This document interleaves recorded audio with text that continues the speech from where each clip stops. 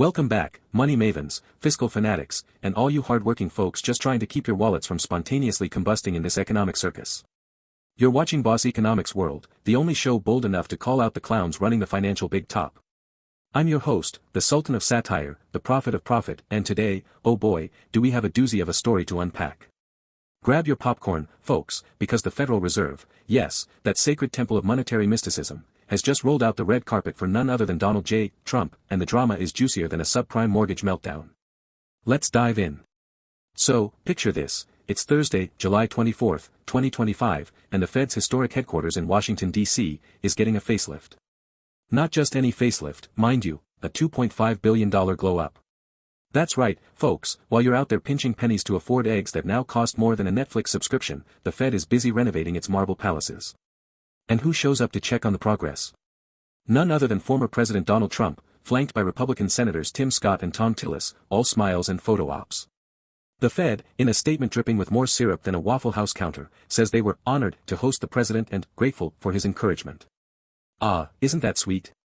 But hold on to your wallets, because this story is about to take more twists than a Wall Street hedge fund's tax returns. Now, let's start with the elephant in the room, or should I say, the gold-plated elephant. That $2.5 billion price tag for the Fed's renovation project. $2.5 billion. To put that in perspective, folks, that's enough to build 50 new schools, repair 1,000 miles of crumbling highways, or, get this, fund the entire annual budget of the National Institutes of Health for 6 months. But no, we've got bigger priorities, like making sure Jerome Powell's office has the shiniest marble floors in town. And here's the kicker. Republicans, who usually scream fiscal responsibility louder than a foghorn at a silent retreat, have been slamming this project as wasteful. But when Trump shows up, suddenly it's all smiles and backslaps. Gee, I wonder why. Could it be, oh, I don't know, politics? Nah, couldn't be. Let's talk numbers, shall we? According to the American Society of Civil Engineers, the U.S. needs to spend $4.5 trillion by 2030 just to fix our crumbling infrastructure, roads, bridges, water systems, you name it. Meanwhile, the Fed's blowing $2.5 billion on a renovation that, let's be honest, isn't exactly saving lives or boosting GDP. And here's the real gut punch, while the Fed's busy playing interior designer, the average American is drowning in debt. As of Q2 2025, household debt in the U.S. hit a record $17.8 trillion, according to the Federal Reserve Bank of New York.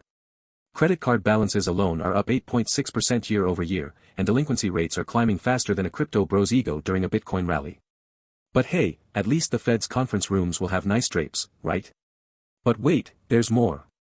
During his little field trip, Trump apparently couldn't resist giving Jerome Powell some unsolicited advice. Lower interest rates, Jerome. Lower them. Make it rain cheap money.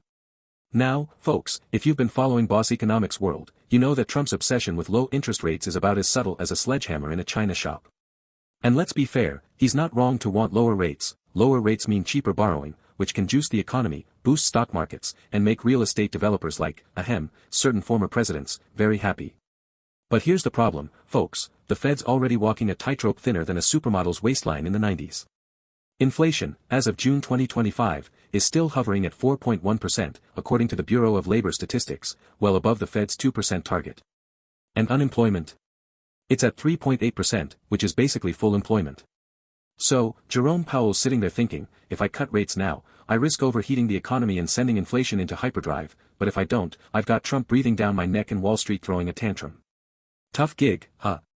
Now, let's zoom out, folks, because this little photo op isn't just about shiny new buildings or Trump's rate cut fetish. Oh no, this is a masterclass in economic theater, and it reveals some deep cracks in the foundation of our financial system. Crack number 1, the politicization of the Federal Reserve. The Fed is supposed to be independent, folks, free from the grubby paws of politicians. But when Trump waltzes in, all smiles and demands, it sends a message, the Fed's not a neutral referee, it's a political football. And this isn't new, by the way.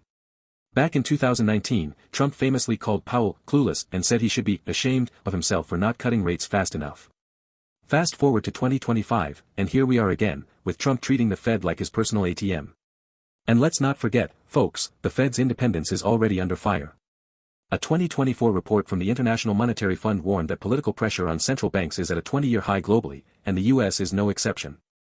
So, ask yourself, if the Fed caves to political pressure, what happens to its credibility? Spoiler alert, it goes down faster than a meme stock after a Reddit pump and dump. Crack number 2, the hypocrisy of fiscal priorities. Republicans are out there clutching their pearls over the Fed's $2.5 billion renovation, but where was all this outrage when the 2025 federal budget allocated $886 billion to defense spending, more than the next 10 countries combined, according to the Stockholm International Peace Research Institute?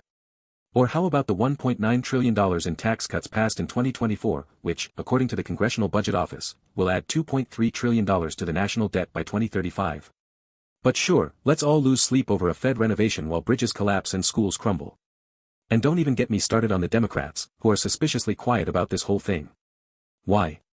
Because they're too busy pushing their own pet projects, like the $3 trillion Green New Deal 2.0, which, let's be honest, is about as fiscally responsible as a toddler with a credit card at a candy store.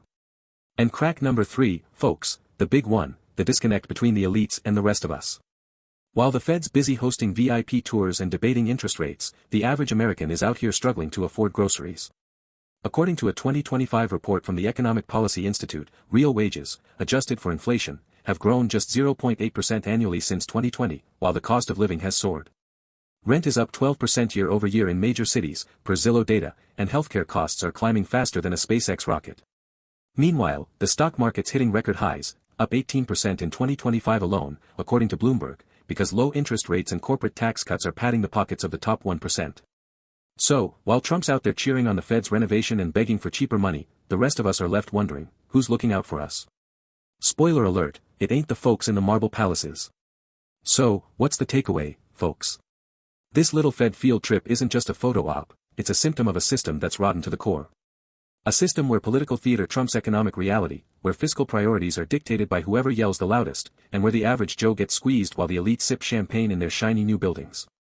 But hey, don't take my word for it, look at the data, follow the money, and ask yourself, is this the economy we want? Or is it time to storm the circus and demand a new ringmaster? That's all for today, folks.